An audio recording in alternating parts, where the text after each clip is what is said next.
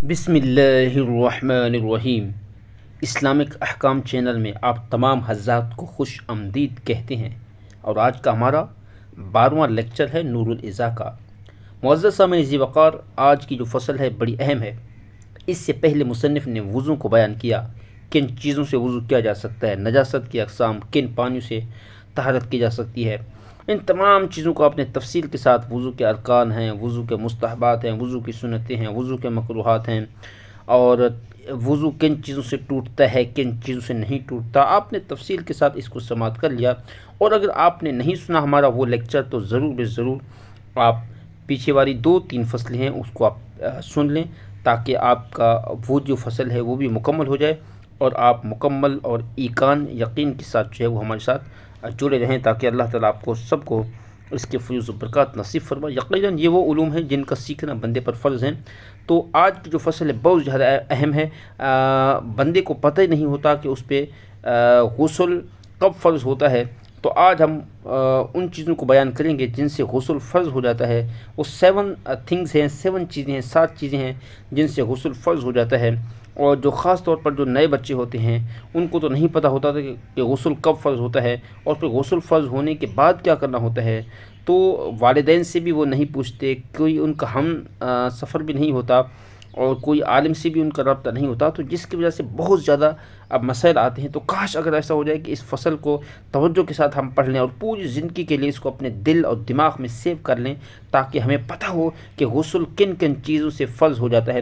بہرحال میں عبارت ترجمہ پڑھوں گا، لیکن اس کے ساتھ ساتھ میری یہ خواہش ہے کہ اس فصل کے اندر میں آپ کو یہ بھی بتاتا چلوں کہ بھائی خالی شروع کے اندر جو اس کا پرفارما ہے، جو اس کا شارٹ کے اندر جو ہے وہ 7 چیزیں ہیں جن سے غسل فرض ہو جاتا ہے، اس کو بھی میں بیان کروں۔ دیکھیں، پہلی چیز یہ کہ منی کا جسم کے ظاہری حصے کی طرف نکلنا، جبکہ منی بغیر جماع کے اپنے مقام سے شہوت کے ساتھ جدا ہو جائے، یعنی کہ منی کا جسم سے نکلنا اور شہوت کے ساتھ نکلنا، اس سے غسل فرض ہو جاتا ہے۔ دوسری چیز یہ ہے کہ حشفہ، یعنی کہ آلہ تناسل کا، عضو تناسل کا جو اگلا والا حصہ ہے، یہ جو ہے عورت، یہ جو ہے آلہ تناسل یعنی زندہ آدمی کے دونوں راستوں میں، یعنی کہ قبل یا دبر، اچھا آگے والے راستے کو قبل بولتے ہیں، پیچھے والے کو دبر بولتے ہیں، میں چھپ جانے، جیسے ہی دخول ہوگا عضو تناسل جو ہے وہ عضو تناسل مرد کا، وہ شرمگاہ کی اگلی شرمگاہ میں جائے یا پچھلی شرمگاہ میں جائے، تو دونوں پر غسل کیا ہو جائے گا، فرض ہو جائے گا۔ یہ دوسری صورت ہے۔ مرد یا جانور کے ساتھ وطی کرنے کی صورت میں منی کا نکلنا، یعنی کہ مرد کے ساتھ وطی کی یا جانور کے ساتھ، مردار کے ساتھ وطی کی اور منی نکل آئی تو غسل فرض ہو جائے گا۔ سونے کے بعد پتلے پانی کا پایا جانا، جبکہ سونے سے پہلے اس کا آلہ منتشر نہ ہو، یہ بھی بڑی کمال کی بات ہے، اور اس کو احتلام کی صورت میں اگر ہم کہیں تو یہ غلط نہ ہوگا، اور یہ بہت سے لوگوں کے ساتھ ایسا جو ہے وہ ہوتا ہے۔ اس کے بعد فرمایا کہ نشے یا بے ہوشی سے افاقہ کے بعد تری کا پایا جانا، جسے وہ منی گمان کرتا ہے۔ حیض یا نفاس کے بعد اگرچہ یہ مذکورہ کام اسلام کے لانے سے پہلے کیا جائے تو اصح قول کے مطابق غسل فرض ہوگا، میت کو غسل دینا فرض کفایہ۔ اب ہم آتے ہیں عبارت ترجمے کی طرف، تاکہ ہماری جو ہے وہ یہ مکمل ہو سکے۔ آج کی یہ فصل بڑی اہم ہے۔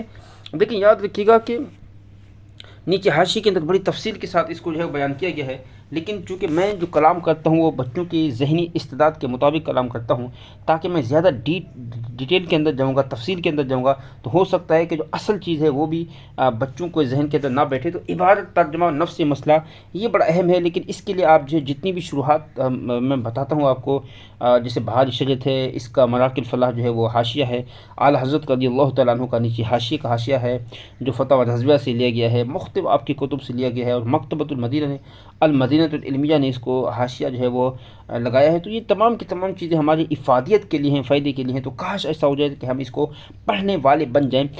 آتے ہیں، وقت جو ہے وہ بہت زیادہ ہو چکا ہے، ہم آتے ہیں عبارت اور ترجمے کی طرف۔ فرماتے مصنف کہ پہلے میں ساری کی ساری عبارت پڑھ لیتا ہوں۔ فرماتے یفترض الغسل بواحد من 7 اشیاء خروج المنی الى ظاہر الجسد اذا انفصل عن مقرتی بالشہوة من غیر جماع وتواری حشفة وقدرها من مقطوعها في أحد سبيل آدمي حتى وإنزال المني بوطء ميتة أو بهيمة ووجود ماء رقيق بعد النوم إذا لم يكن ذكره منتشرا قبل النوم ووجود بلل ظنه منيا بعد إفاقته من سكر وإغماء وبحيض ونفاس ولو حصلت الأشياء المذكورة قبل الإسلام في الأصح ويفترض تغسيل الميت كفاية. تو یہ میں نے پوری فصل کی عبارت جو ہے پڑھ دی ہے. ابھی آپ لوگ نے کیا کرنا ہے، دوبارہ سے میں اس کو ترجمہ عبارت دوبارہ سے کروں. یفترض الغسل بواحد من سبعۃ اشیاء. مصنف فرماتے ہیں کہ سات باتوں میں سے کسی ایک کے پائے جانے کی وجہ سے غسل فرض ہو جاتا ہے.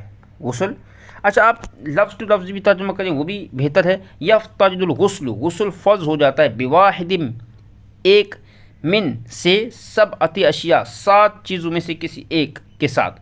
اب پوری کا ترجمہ اگر میں مفہومی ترجمہ کرتا ہوں، اس کی وجہ یہ ہے کہ اردو کے اندر بھی تو ہم نے دیکھنا ہے نا کہ ترجمہ اس کا کیا بنے گا.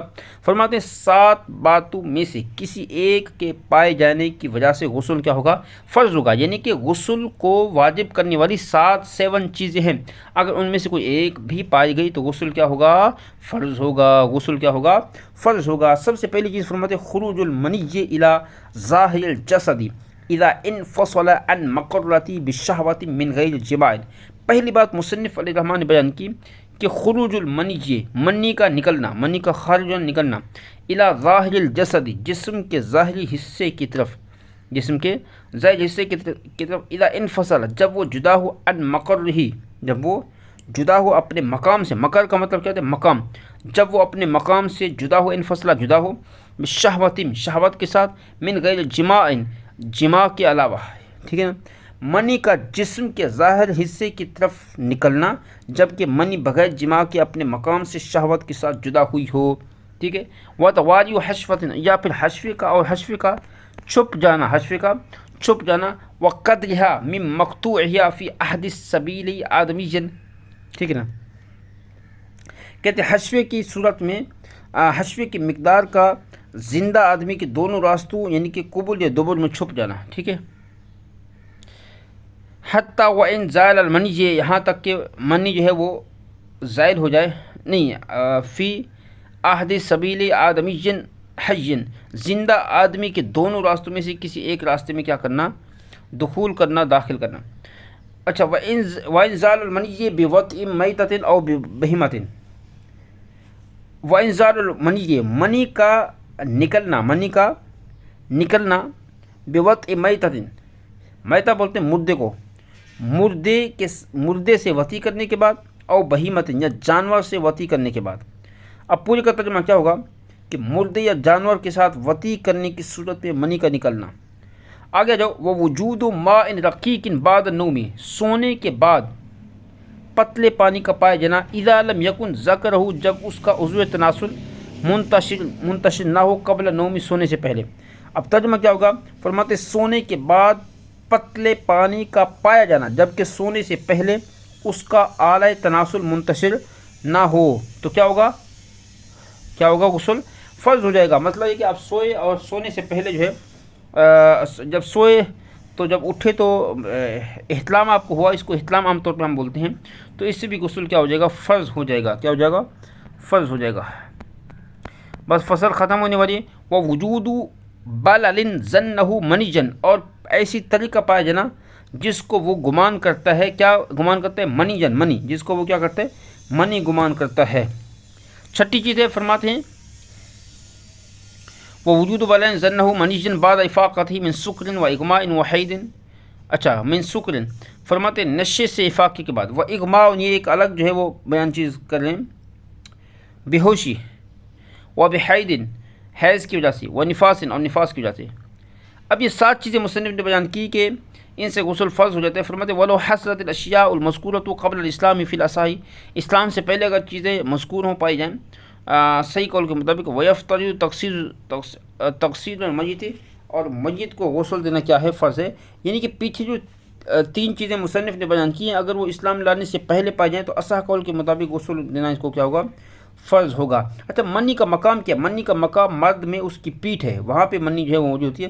اگر منی اپنے مقام سے شہوت کے ساتھ جدا ہو گئی اور مرد نے اعلی تناسل کو زور سے پکڑ کر منی اعلی تناسل سے باہر نہ آنے دی، پھر جب شہوت جاتی ہے اب منی باہر آئی تو غسل اب بھی فرض ہے.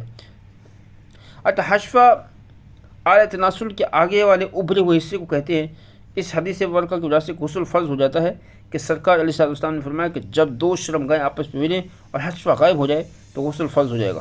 ٹھیک ہے، اب ہم چلتے ہیں آپ کی بارگاہ میں، کیونکہ ہمارا یہ لیکچر جو ہے مکمل ہو چکا ہے غسل کو فرض ہونے کی شرائط. وما علینا الا البلاغ المبین.